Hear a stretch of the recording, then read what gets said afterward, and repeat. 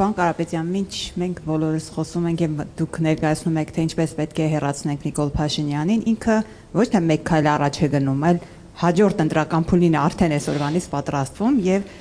ԿՊԱ-ականները նախաձեռնությամբ են հանդես գալիս, որ այն բոլոր ուժերը, որոնք ընտրակաշառք են բաժանել, հաջորդ ընտրությունների մասնակցություն չպետք է ունենան, այսինքն զրկվելու են ընդհանրապես որևէ ընտրական գործընթացի մասնակցելուց։ Ենթադրենք դուք մանդատները վերցրել եք խորհրդարանում եք այս նախագիծը վերել են։ Ինչպես եք դա կասեցնել օրինակ, որովհետև իրանք ունեն այն մեծամասնությունը, որը շատ հեշտությամբ կարող են անցկացնել դա։ Բայց մենք ինչի համար պետք է դա կասեցնենք։ Որովհետև ես ասեմ, որ ակնհայտ է, որ այս ձայնագրություններով ամեն ինչով իրենց խնդիր չկա ապացուցելու, որ դա ընդդիմադիր երեք ուժերի հանդեպ որ ներկայացրել են ձայնագրությունները իրենք են։ Գիտեք, դա երբ կվերաբերվի մեզ, երբ գոնե մեկ հատ դատարանի որոշում կլինի, նույնիսկ Նիկոլի դատարանի որոշումը, չեմ ասում միջազգային դատարանների որոշումները, նույնիսկ իրենց դատարանի որոշումը, չկա այդպիսի բան, ընդամենը շինց ու գործեր, բոլոր գործերը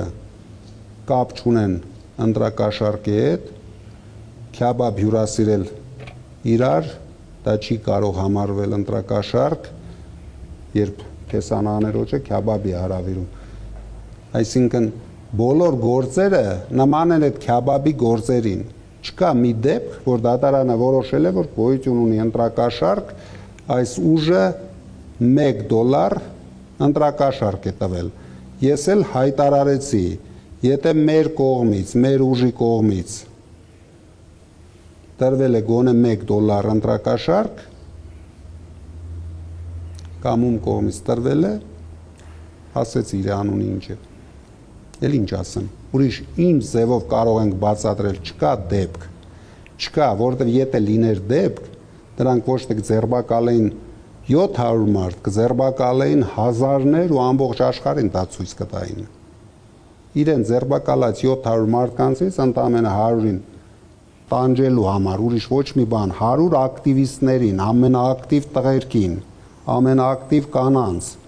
ուղարկել են բանտերը, ճնշելով փորձում են ինչ-որ բանի հասնեն, բայց իրենք չեն հասնելու ոչ մի բանի, իսկ այդ օրենքը, եթե ընդունում են, մենք միայն ողջունում ենք։ Ես դեմ եմ ընտրակաշառք բաժանելուն։ Ես կողմ եմ հավասար պայքարին, ես դեմ եմ վարչական ռեսուրս օգտագործելուն։ Իրենք ամբողջ նախընտրական փուլում եւ դրանից առաջ մեր դեմ պայքարել են միայն վարչական ռեսուրսով, որը նույնպես օրենքից դուրս է։ Իրենք իրավունք չեն ունեցել դա անեն։ Հիմա դուք հաշվի չեք առնում ինչ կարծիք ունեն մեր երկրի մասին, մեր ժողովրդի մասին, նայելով այդ մի քանի մարդկանց մեյմունությունները։ Պետք է արագ, ասում եմ, գտնել ճանապարհը, փոխել այս իշխանությանը։ Դրանից հետո մենք հնարավորություն կունենանք ճիշտ հարաբերություն ստեղծենք բոլոր կարևոր երկրների հետ, բոլոր գերտերությունների հետ, կզարգացնենք մեր տնտեսությունը եւ կապահովենք մեր ժողովրդին բարեկեցիկ կյանք։ Սա է ամբողջ ժողովրդով մենք պետք է սա ցանկանանք, ուզենք եւ հասնենք դրան։ Մենք խոսեցինք Ռուսաստան հետ քաղաքականության տնտեսական, մենք դրան զուգահեռ տեսնում ենք նաև, որ Ռուսաստանից ընտրություններից հետո հնչում են ուղիղ տեսակետներ, որ նրանք կասկածի տակ են դնում Հայաստանի ընտրությունները։ Եթե օրինակ Ռուսաստանի Դաշնության նախագահ Պուտինը չճանաչի Հայաստանի ընտրությունները,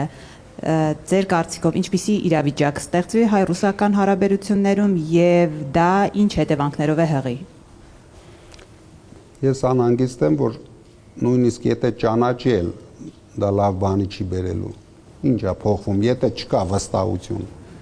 Մարդը կամ ունի վստահություն, կամ չունի վստահություն։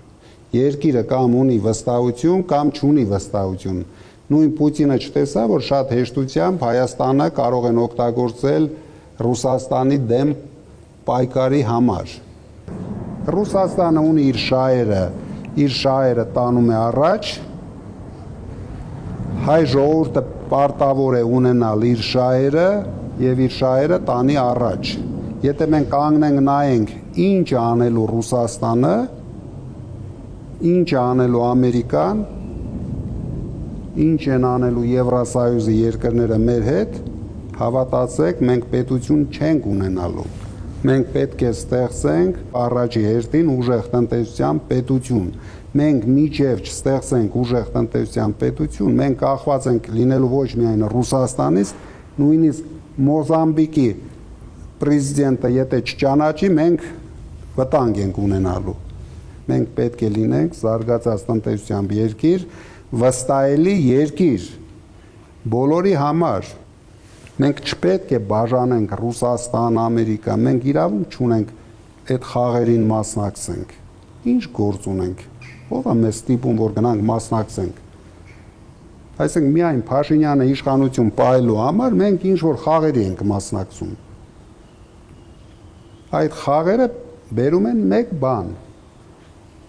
վտանգ Հայաստանի պետությանը, վտանգ հայ ժողովրդին, քարշ գալով Փաշինյանը մի 5 տարի էլ կծակի, հետո գոյություն ունի ժողովրդի ցասում, որ մի օր սկսվի դա, դրա համար մենք իրենց համար շատ լավ պայման էինք, խելք ունենային, չէին անի այդքան ապօրինություններ, հանգիստ փոխանցեին իշխանությունը